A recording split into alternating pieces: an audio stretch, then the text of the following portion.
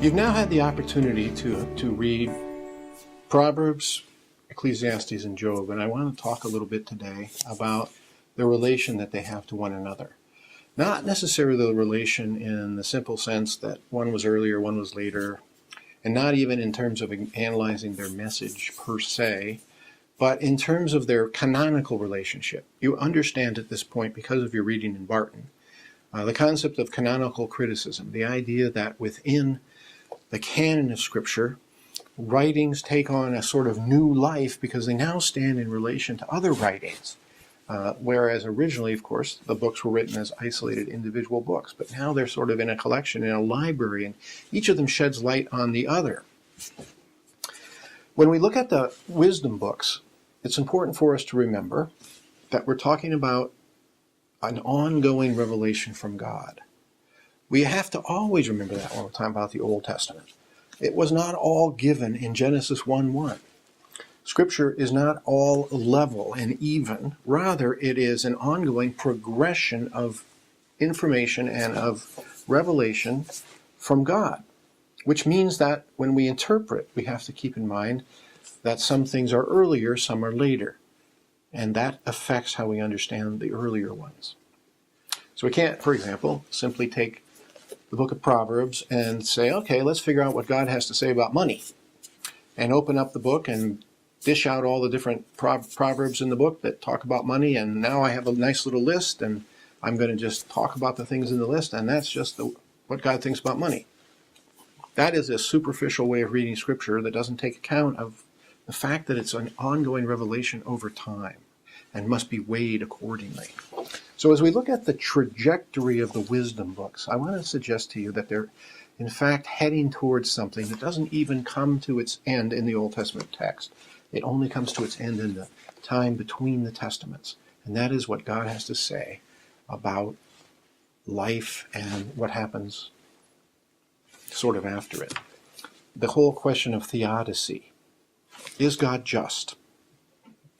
Now, if you look at the earliest of the books that we're talking about, and I would argue that that's the book of Proverbs, there's what we've called in our discussions earlier a doctrine of retributive justice. That is, the book of Proverbs says, essentially, that if you live well, you will be rewarded by God, and if you live on the contrary, against the commandments of God, that is, you're disobedient, you kick against them, that God will act against you in a way in this life.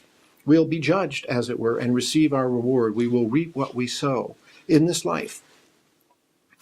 And that is what we call retributive justice and also traditional wisdom. It was the way that the peoples of the ancient Near East thought, whether we're in Mesopotamia or Egypt or Edom or Israel.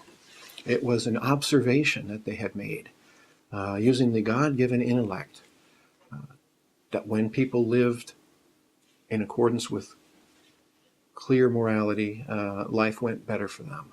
And when they did the reverse, they often suffered for it. But it doesn't take long to think, if you think about it, to realize that that's not a sufficient explanation for what our experience in life is. All of us have known the problem of when bad things happen to good people. It may be that some of that's been our own experience. Or the opposite problem, in a sense, when good things happen to bad people.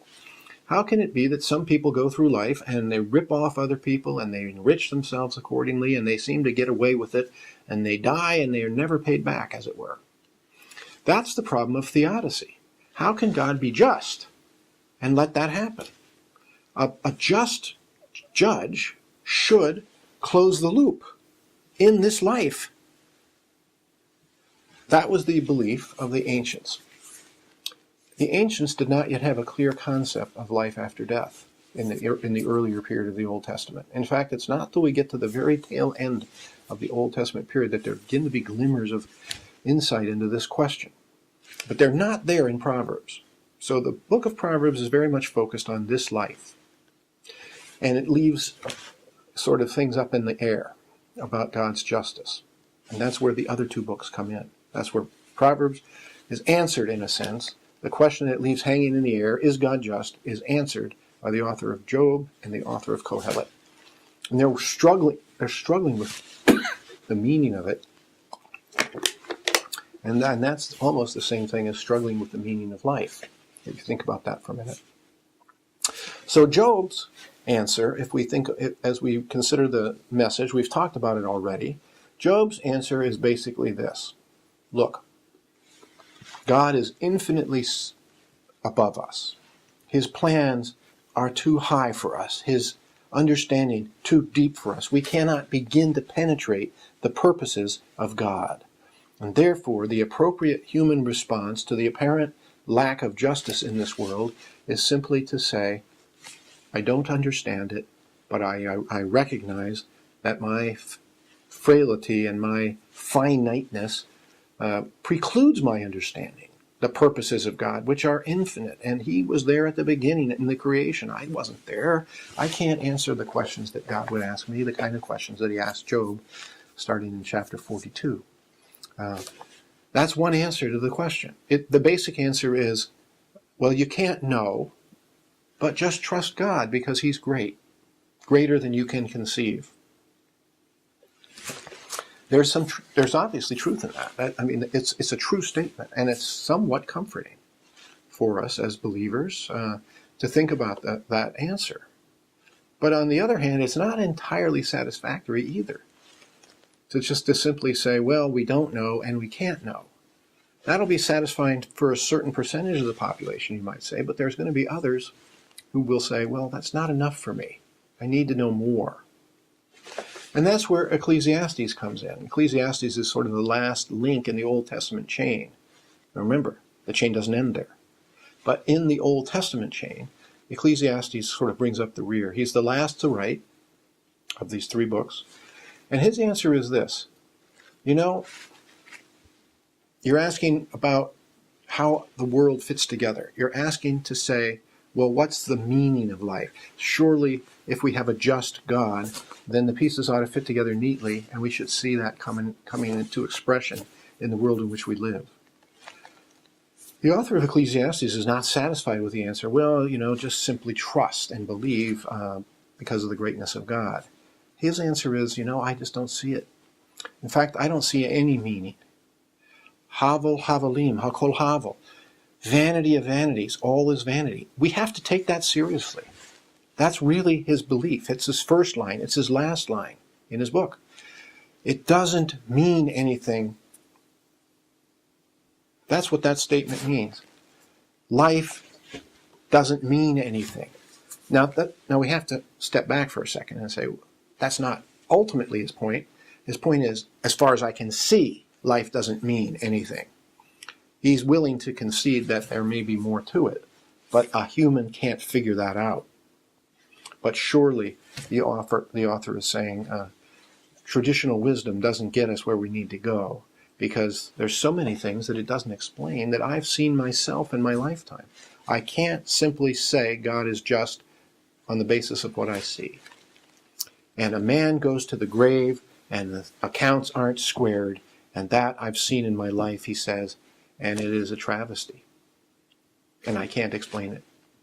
And I simply can't say, I believe it's okay. So, are we left there? No, we aren't. But the Old Testament doesn't get us all the way. And that's the important thing, and a point that I'm trying to make today in terms of our view of the Old Testament, how we use it, how we interpret it, how we bring it into the life of the church. We have to understand that the Old Testament is not the full revelation of God yet. So what we needed to close the loop was the idea of a clear afterlife, and that in that afterlife there would be a judgment, and that judgment would square the accounts. In other words, if things aren't made right here, they will be made right there. Now that's an answer that's never in the purview of the writers of the Old Testament. The idea comes to life, as it were, in the intertestamental period, as it's sometimes called. A better name would be in the Second Temple period, in the period after the completion, essentially, of the canon of the Old Testament, with the rise of groups like the Pharisees. The Pharisees had a doctrine of resurrection. The Essenes had a doctrine of resurrection, although it was not quite clear exactly all the ins and outs of it. We know that they believed in it. The Sadducees in the New Testament period did not believe in life after death. Their position was essentially that of the Old Testament priesthood. So even in the time of Jesus, this was a controversial point. Jesus basically sides with the Pharisees, and he says there is a resurrection, and he talks about it, and of course the church picks that up, and it's the doctrine of the New Testament as a whole. And so this is the answer, in a sense, that no, if we go back to the Old Testament wisdom tradition, it doesn't explain all that we need to know. If we're thoughtful, philosophical people, we don't get satisfaction. And we're particularly not told about how God can truly be just until we get outside the Old Testament and into the New.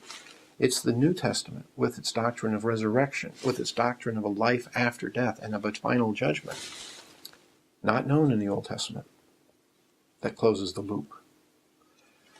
And so we see a bit in the consideration of these three books and how they fit together within the canon, something of a clue, as it were, of how we can think about the interpretation of the Old Testament as a whole. We have to figure out how books relate to one another, how their messages are, as it were, bouncing off each other, and we have to figure out the direction that God is taking us in the process of his revelation. In general, we're going to find the ultimate answers only in the New Testament.